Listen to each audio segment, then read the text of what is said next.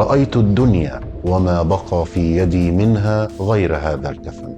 قالها وهو بيحتضر الراجل اللي حكم نص العالم وقتها. لما مات لقوا في خزينته 37 درهم فضة ودينار واحد ذهب بس.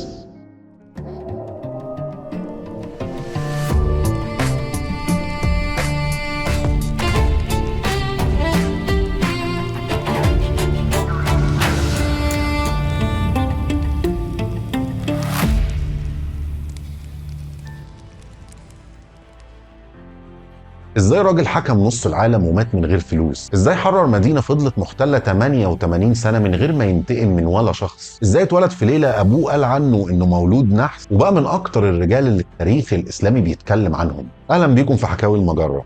انا مؤمن شمس الدين. هنا بنتكلم عن ناس حقيقية عاشوا، علموا وغيروا العالم، وفي الاخر هنسأل السؤال الصعب: ايه اللي اتغير وايه اللي فضل زي ما هو؟ النهاردة الحلقة الاولى.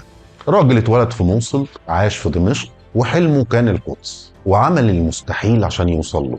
سنة 1138 ميلادية، مدينة تكريت على ضفة نهر دجلة، اتولد طفل اسمه يوسف. أبوه نجم الدين أيوب، مسؤول كبير عن دوالي المنطقة. حياتهم كانت مستقرة، عندهم مكانة وعندهم أمان. لكن في نفس ليلة الميلاد حصلت حاجة غيرت كل ده. عم يوسف شريكو قتل أحد قادة القلعة في شجاع. فالوالي السلجوقي بهروز اللي كان صاحب ثقة عند أبوه، يعني بيثق فيه، ما كانش عنده خيار. أمر نجم الدين إنه يسلم القلعة ويمشي مع أسرته كلها فوراً في نفس الليلة.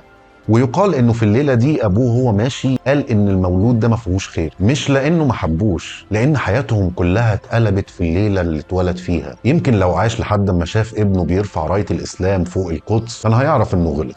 الاسره استقرت في بلاط عماد الدين زنكي ثابت الموصل، وده مش صدفه، لان نجم الدين واخوه شريكوه قبل كده لما هزم زنكي في معركه ضد الخليفه العباسي والسلاجقه هم اللي وفروا السفن وامنوا عبوره نهر دجله عشان يساعدوه ينجو. زنكي ما نسيش الجميل، ادى نجم الدين ولايه بعلبك وعين شريكوه قائدا عسكريا. ويوسف طفل اللي محدش فكر فيه، كبر في دمشق، درس القرآن، الفقه والأدب والشعر، وحتى إنه كان قريب للعلماء أكتر من الجنود. لكن عمه شريكوه كان شايف فيه حاجة تانية، شايف فيه قائد.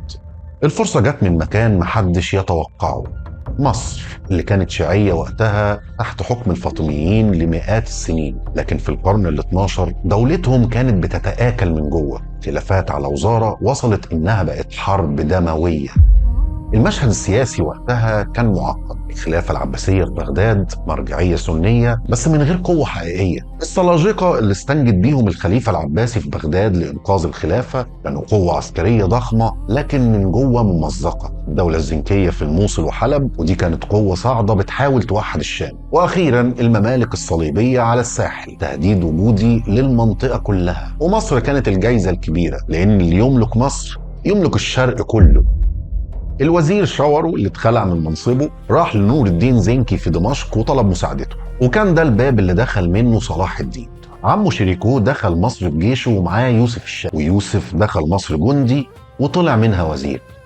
بعد ما رجع شاورو لمنصبه تحالف مع الصليبيين ضد المسلمين نفسهم وفتح أبواب مصر للفرنجة اللي احتلوا اسكندرية لفترة. والتحالف ده في حد ذاته كان نقض للعهد مع نور الدين زنكي وإعلان لسقوط الشرعية عن الدولة الفاطمية. شريكوه بعد كده تعين وزير، لكن للأسف مات بعدها بشهرين. الخليفة الفاطمي عين يوسف مكانه. يوسف كان عمره 31 سنة، والناس في البلاط كانوا بيقولوا شاب صغير وهيتلعب بيه. واللي هيتلعب بيه ده في 3 سنين عزل القضاة الشيعة وعين مكانهم قضاة سنة. حول الأزهر من منبر فاطمي لمركز تعليم سني. وفي أول جمعة من 1171 قطع الخطبة للخليفة الفاطمي ودعا للخليفة العباسي في كل مساجد مصر. والناس ساعتها ما اعترضوش، لأن الدولة الفاطمية كانت تقريبا ماتت إكلينيكيا قبل ما يعلن موتها رسميا. ومصر أصبحت قاعدة يوسف، وأصبح اسمه صلاح الدين الأيوبي، اللي فهم إن اللعبة ما كانتش بس حرب، دي كانت سياسة وحكمة وصبر. خليني هنا أوقفك وأحكي لك عن القدس عشان تحس بيها. سنة 1099 الصليبيين دخلوا القدس وقتلوا فيها لمدة يومين. مسجد الأقصى تحول لاسطبل خيل. المؤرخ الأوروبي مونداجيل، وده مش مسلم، ده واحد من عندهم، كتب بنفسه إن الدماء في شوارع القدس وصلت لركب الخيول. والقدس فضلت في ايد الصليبيين 88 سنة. 88 سنة يعني ايه؟ يعني اجداد ماتوا وهم بيحلموا انها ترجع، يعني اباء ربوا اولادهم على حلم ما شافوهوش، يعني جيل اتولد وكبر ومات من غير ما يشوف القدس حرة. وصلاح الدين كان من الجيل اللي قرر ان الحلم ده مش هيفضل حلم.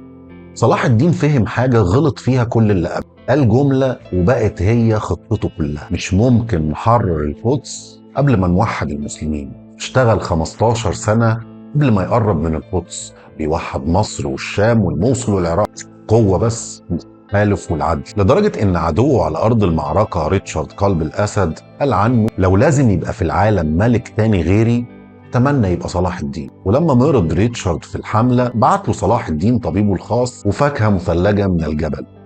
4 يوليو 1187 صلاح الدين عمل حاجة مش كتير قادة فكروا فيها، اختار هو أرض المعركة. جاب الصليبيين لمنطقة قرب طبرية في الصيف في أشد الحر وقطع عليهم طريق المية، أشعل حرائق حشيش حواليهم، الدخان والحر والعطش. الصبح لقوا نفسهم محاصرين في جبل اسمه قرون حطين، مش قادرين يتحركوا ومش قادرين يتنفسوا. المعركة خلصت بنصر كامل، وبعدها جابوا قدامه الأمير رينالد شاتيو اللي كان معروف عنه إنه بيكسر العهود وبيهاجم القوافل في وقت الهدنة، وحاول يوصل لمكة والمدينة. صلاح الدين قتله بإيده، وفي نفس اللحظة كان جنبه ملك القدس خايف مرضيش يقتله. وده بيوريك انه حتى في اكبر لحظة انتصار كان بيفرق بين العدل والانتقام.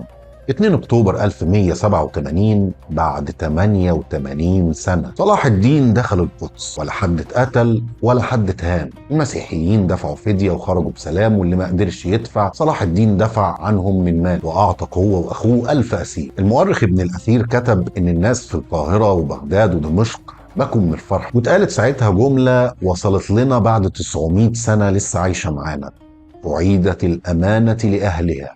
في 1099 الناس شافت القدس بتتحاصر، سألوا ساعتها سؤال، قالوا مين هيرجعها؟ واستنوا 88 سنة. 1187 واحد قرر انه مش هيستنى وحررها. دلوقتي الصورة بتشبه اللي قرناه، ونفس السؤال اللي اتسأل قبل كده بيتسأل دلوقتي. جايز يكون التاريخ بيتكرر عشان احنا محتاجين نتعلم. صلاح الدين ما كانش ملاك، كان إنسان بيختار في كل لحظة انه ما يفكرش في نفسه. والسؤال مش فين صلاح الدين التاني، السؤال احنا دلوقتي بنعمل ايه. دي كانت اول حلقة من حكاوي المجرة. انا مؤمن شمس الدين. لو الحلقة دي سابت فيك اثر شاركها مع حد محتاج يسمعها، وقول لي في الكومنت في صلاح الدين تاني ممكن يظهر دلوقتي ولا خلاص الزمن اتغير. انا هقرأ ان شاء الله كل تعليق، واللي جاي في حكاوي المجرة اكبر بكتير. متنساش اللايك والشير والسبسكرايب. اشوفكم الحلقة الجاية.